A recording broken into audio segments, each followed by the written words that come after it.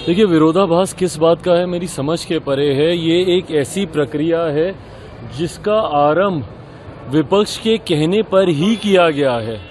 बार बार विपक्ष का शिकायत करना हर चुनाव के बाद चुनाव आयोग के पास जाकर और ये कहना कि डुप्लीकेसी ऑफ द वोट चल रहा है या वोटर लिस्ट में धांधली हो रही है। अगर हम गलत कह रहे हैं तो टोकिए हमको।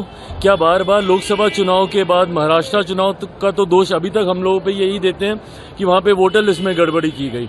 उसके बाद दिल्ली चुनाव में इन लोगों ने यही कहा।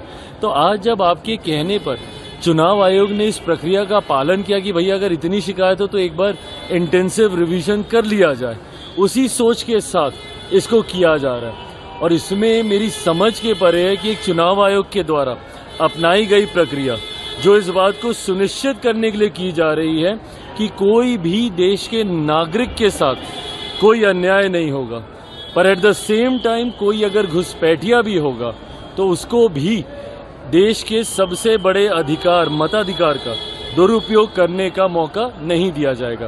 कई बार देखा जाता है भाई कितने लोगों का निधन हो जाता है, उनके नाम पर वोट पड़ते रहते हैं। और ये प्रक्रिया कोई देश में पहली बार थोड़ी हो रही है।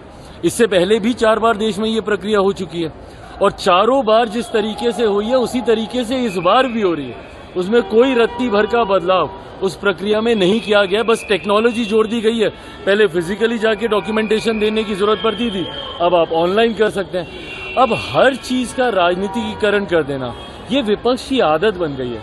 भाई चुनाव आयोग एक संवैधानिक संस्था है, उनके द्वारा लिया गया फैसला है। इसमें सरकार ना 3 में ना 13 में, और वो भी फैसला उन लोगों ने इसलिए लिया है क्योंकि आप बार बार उनका दरवाजा जाके खटखटाते थे कि भैया इसमें गड़बड़ी हो रही है वोटर लिस्ट में। ऐसे में जब चुनाव आयोग ने फैसला लिया, अब हर चीज का ठीकरा आप सरकार पे ही फोड़ दीजिएगा कि हर चीज सरकार कर रही है। अगर आपको किसी संवैधानिक संस्था पे विश्वास ही नहीं रखना तो आप देश को अराजकता की ओर लेके जाइएगा, ये सोच गलत है। लोग इस पे जवाब क्यों नहीं दे रहे हैं, चुप्पी क्यों साध दे रहे हैं? भाजपा के दफ्तर से निकलेगा तो इलेक्शन कमीशन उसी को दिखा देगा लोगों को। देखिए, जवाब क्या देना है, सवाल है कि कोई नई बात ही थोड़ी है। ये तो सतत प्रक्रिया है, SIR सतत प्रक्रिया है इलेक्शन कमीशन का, और इलेक्शन कमीशन वैसा ठीक काम कर रहा है। और देखे होंगे आप ही के तरफ से कि 20 लाख लोग मर गए हैं, तो वो 20 लाख वोटर रहना चाहिए, वही तो हटाना है। जानते हैं उसी में करीब करीब 17-18 लाख वैसे हैं जो बाहर हैं, उनका नाम दूसरी जगह है, तो क्या वैसे लोगों का वोट रहना चाहिए? फिर बहुत से लोग ऐसे हैं जो बाहर से आए हैं, यहाँ उनका कोई अता पता नहीं है, तो वैसे लोगों का नाम रहना चाहिए।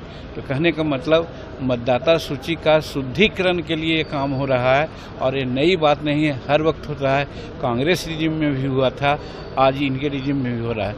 इसलिए अगर कोई कहता है कि जानबूझ के ऐसा किया गया तो आप उसका जवाब है झारखंड में तो चुनाव नहीं है, लेकिन वहाँ भी होने जा रहा है। तो समस्त भारत में इस प्रकार से वोटर लिस्ट में जो सुधार होना चाहिए उसके लिए इलेक्शन कमीशन काम कर रहा है।